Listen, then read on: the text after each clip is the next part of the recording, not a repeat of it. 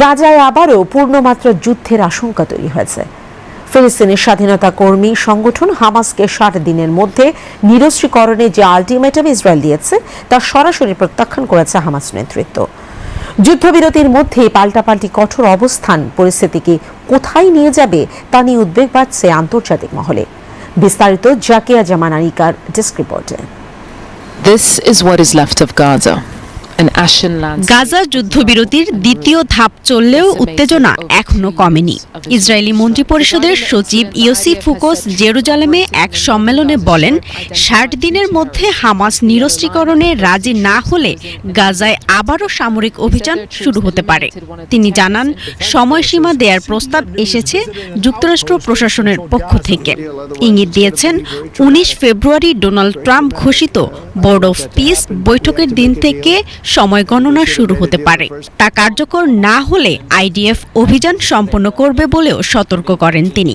তবে হামাস এই আলটিমেটাম প্রত্যাখ্যান করেছে। হামাসের ঊর্ধ্বতন কর্মকর্তা মাহমুদ মারদাউই সংবাদ মাধ্যম আল জাজিরাকে বলেন, যুদ্ধ আবার শুরু করার যে কোনো হুমকি গুরুতর পরিণতি ডেকে আনবে। তার দাবি, নিরস্ত্রীকরণ নিয়ে কোনো আনুষ্ঠানিক প্রস্তাব তাদের কাছে আসেনি। এর আগে হামাসের রাজনৈতিক নেতা খালেদ মিশালও নিরস্ত্রীকরণের আহ্বান নাকচ করেন। ইসরায়েলের প্রধানমন্ত্রী বেনিয়ামিন নেতানিয়াহুর ঘনিষ্ঠদের এই বক্তব্যকে হুমকি হিসেবে দেখছে হামাস। 2023 সালের অক্টোবর থেকে গাজায় ইসরায়েলি অভিযানে 72,000-এর বেশি মানুষ নিহত হয়েছে বলে দাবি করা হচ্ছে। যুদ্ধবিরতি কার্যকর হলেও সহিংসতা পুরোপুরি থামেনি। গাজা কর্তৃপক্ষের তথ্য মতে যুদ্ধবিরতির পরেও শত শত ফিলিস্তিনি নিহত হয়েছেন এবং বহুবার চুক্তি লঙ্ঘনের অভিযোগ উঠেছে। গাজায় প্রায় 20 লাখ মানুষের মধ্যে 15 লাখই বাস্তুচ্যুত।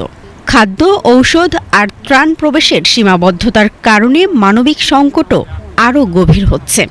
এদিকে যুদ্ধবিরতির নাজুক বাস্তবতায় নিরস্ত্রীকরণ ইস্যু নতুন করে সংঘাতের আশঙ্কা বাড়িয়েছে। আগামী 60 দিন তাই গাজা সংকটের জন্য অত্যন্ত গুরুত্বপূর্ণ হয়ে উঠতে পারে।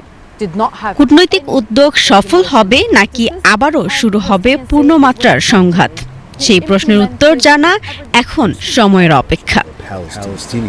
জাকিয়া জামান আনিকা, বিটিভি নিউজ।